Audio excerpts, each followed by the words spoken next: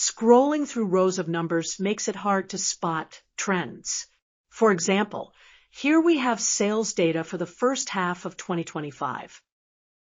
Just looking at the numbers, it's not easy to see who's trending up, down, or staying flat. That's where Sparklines come in, mini charts that fit inside a single cell.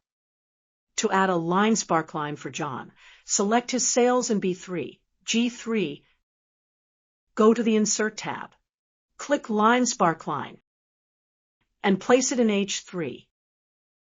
Excel instantly shows his sales trend. Next, let's add a column sparkline. Select the same data in B3, G3, choose column sparkline, and place it in I3.